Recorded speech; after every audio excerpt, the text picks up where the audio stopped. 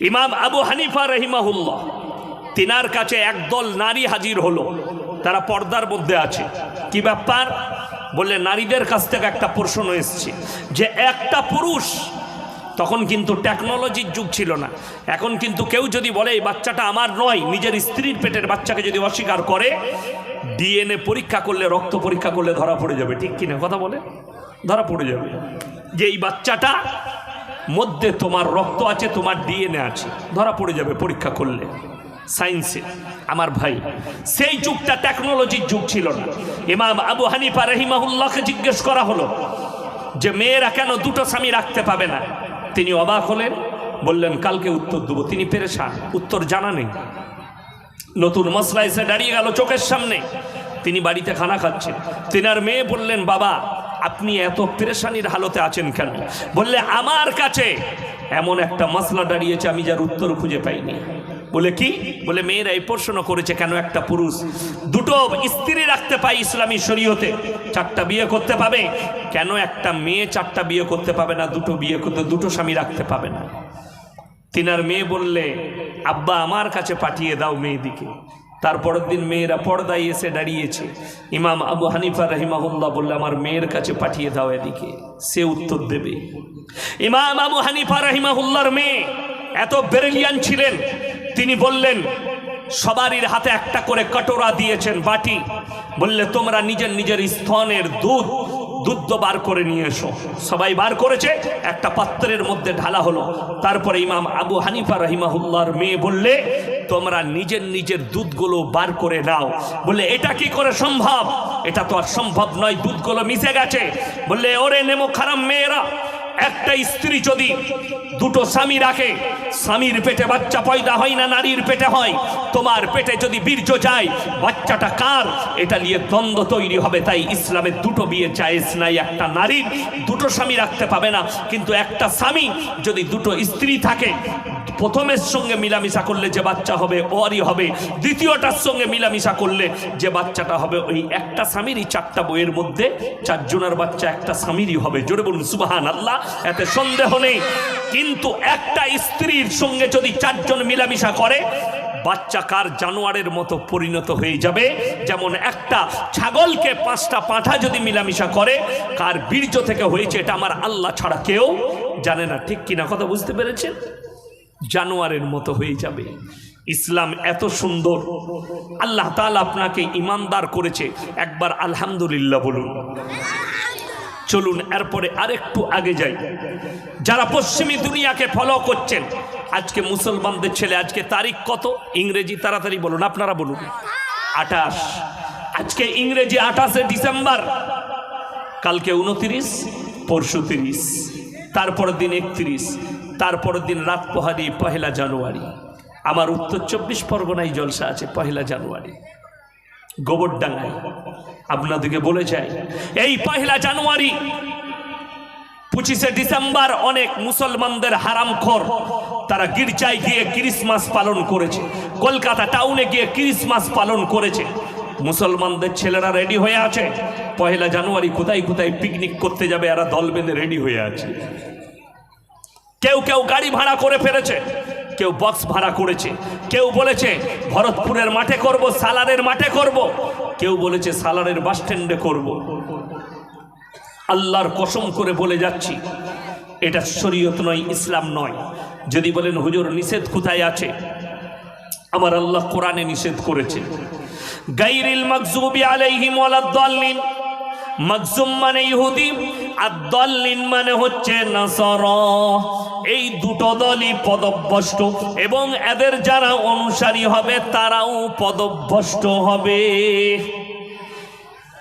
আরবি মাস, প্রথম মাসের নাম কি? তাড়াতাড়ি বলেন। মুহররম। আচ্ছা, আমরা মৌলবীরা বলেছি মুহররম মাসের 1 তারিখে ফিস্টি করবি, কথা বলে না। কোনো মৌলবি, কোনো ইমাম মসজিদে বায়ান করেনি মুহররম মাসের 1 তারিখে ডিজে বাজিয়ে, বক্স বাজিয়ে ফিস্টি করবি। কেন? এটা ইসলামী শরীয়ত নয়, কালচার নয়। 1 জানুয়ারি 25শে ডিসেম্বর এগুলো ইহুদি নাসারাদের কালচার। মুসলমান আজকে তুমি নিজের কালচার করে নিয়েছো, নিজের আখলাক আর চরিত্র করেছো। যে সমস্ত মা বাবারা এখানে বসেছেন, আমার বয়ান শুনছেন, আল্লাহকে ভয় করার জন্য এসে বসেছেন, দিন কোরআন আর হাদিসের কথা শুনতে এসেছেন, তাদেরকে অনুরোধ করে বলে যাচ্ছি, যদি ছেলে ফিস্টির জন্য পয়সা চাই, পিকনিকের জন্য পয়সা চাই, যে মা বাবা বলবে মলবির কথা শোনা যাবে না, এলে 500 টাকা লে ফিস্ট করে আয়, সেই মা বাবার থেকে বড় পাপী কেউ নয়। কোনো বাপ যদি বলে 1 জানুয়ারি ফিস্ট করে আয়, কোনো অসুবিধা নেই, মলবির কথা শোনা যাবে না, তুমি যদি কাবা ঘরে 5 কাতারে নামাজ পড়ো, আল্লাহর কসম তুমি পদভ্রষ্ট, লিখে নিয়ে যাও। তুমি যদি মসজিদে 5 কাতারে তাহাজ্জুদ পড়ো, তুমি পদভ্রষ্ট, এটা কেউ কাটতে পারবে না, যেহেতু তুমি কোরআনকে অস্বীকার করেছো, নবীজির আদর্শকে অস্বীকার করো।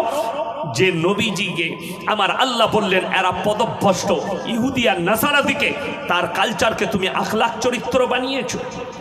হাজার হাজার মুসলমান যুবক এই দিনে মদ্যপান করে, ফিস্ট করে, পিকনিক করে, কষ্ট লাগে, আমাদিকে দিয়ে দোয়া করায়। জায়গার নাম বলবো না, বর্ধমানে অজয় নদীতে এর আগের বছর 1 জানুয়ারি মুসলিম পরিবার ফিস্টি করতে গেছে ছেলে মেয়েকে নিয়ে।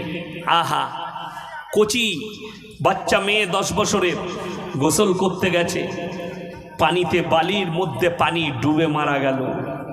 তার পরিবার ফিস্টি করতে গেছে, মা বাপ মজা করে রান্না করছে, সেই রান্নাটা, সেই ডিজে বাজানোটা কান্নায় আল্লাহ পরিবর্তন করেছে। তোমার চিন্তাধারা আছে ইসলামে গান বাজনাকে হারাম করা হয়েছে। যারা গান বাজনায় মত্ত হয়, যারা গান বাজনা করে, যারা গান বাজনার দিকে যায়, যারা ফিল্মের দিকে ঝুঁকে যায়, যারা নোংরা ফিল্মের দিকে ঝুঁকে যায়, আল্লাহ তাদেরকে লীলজ্জা করে দেয়, তাদের হায়া শরম নষ্ট হয়ে যায়, তাদের লজ্জা শরম নষ্ট হয়ে যায়, এবং তাদের দিলগুলো মুর্দা হয়ে যায়। আল্লাহ তাদের দিলেতে মোহর মেরে দেয়। যারা পাপেতে লিপ্ত হয় আর জিদ করে করে যারা পাপ করে, আল্লাহ আমাদেরকে যেন সমস্ত গুনাহ থেকে হেফাজত করে। জোরে বলুন আল্লাহুম্মা আমিন। আল্লাহ আমাদেরকে যেন সমস্ত পাপ মুক্ত জীবন গড়ার তৌফিক দান করেন। তা না হলে আমার ভাই, আপনি মরণের পরে বুঝতে পারবেন আপনি বুঝতে পারেননি। যারা টেকনোলজি দেখছেন, আজকে কষ্ট লাগে, শুনেলেন ভারতবর্ষে কোনো মুসলমানের দুশ্মন কোনো অমুসলিম নয়, আমাদের ঘরের ভেতরে আমাদের দুশ্মন ঢুকে আছে। আজকে বলুন, এতগুলো লোক বসেছেন আপনারা, ইসলামের যে বুনিয়াদ রাখা হয়েছে আল্লাহ রেখেছেন, আপনি জানেন কেন? এটা শিক্ষার দ্বারা রাখা হয়েছে, এডুকেশনের দ্বারা রাখা হয়েছে। আল্লাহ বিল কালাম, আমি কলমের সাহায্যে মানুষকে শিক্ষা দিয়েছি। আজকে আপনার কাছে কলম নেই, টাকা আছে, আজকে আপনার কাছে পয়সা আছে, শক্তি আছে, কিন্তু আপনার কাছে কলম নেই, মানে আপনার কাছে শিক্ষা নেই। আপনার কাছে শিক্ষা না থাকলে আপনি কখনো এগিয়ে যেতে পারবেন না। টাকার দ্বারা এগোনো যায় না, পয়সার দ্বারা এগোনো যায় না, সম্পদের দ্বারা এগোনো যায় না। আপনার ভুল হচ্ছে, যার টাকা আছে সে মানুষ হয় না। আজকে সমাজের পরিবর্তনটা এই জন্যই হয়েছে। আজকে হারামখোররা স্থান এই জন্য পেয়েছে। কেন বলে দিই পরিবর্তনটা কেমন হয়েছে। আজকে একটা যদি গরিবের ছেলে ছিঁড়া প্যান্ট পরে যায়, সেই প্যান্টটা দেখে বড়লোকরা বলে এটা গরিবের ছেলে, পয়সা নেই। ওই ছিঁড়া প্যান্টটাই যে ছেলেটা পরে আছে গরিবের, ওই প্যান্টটা ওর কাছ থেকে খুলে নিয়ে ওই প্যান্টটা শাহরুখ খানকে পরিয়ে দাও, ওই প্যান্টটারই দাম তখন 1 কোটি হয়ে যাবে। কেন? লোকটা পরিবর্তন হয়েছে। আমি গত বছরে, এই বছরও জলসা করেছি হায়দ্রাবাদে, গতবারে জলসা করেছিলাম হায়দ্রাবাদে। জলসা করে রাত 11টায় শেষ করেছি, চারমিনালে চলে গেলাম। আমার বর্ধমান জেলার অনেক ছেলে সোনার কাজ করে, আমার গ্রামের, আমার এলাকার, তারা নিয়ে গেল যে হুজুর চলুন ফালুদা খাওয়াবো, আইসক্রিম খাওয়াবো, নিয়ে গেল।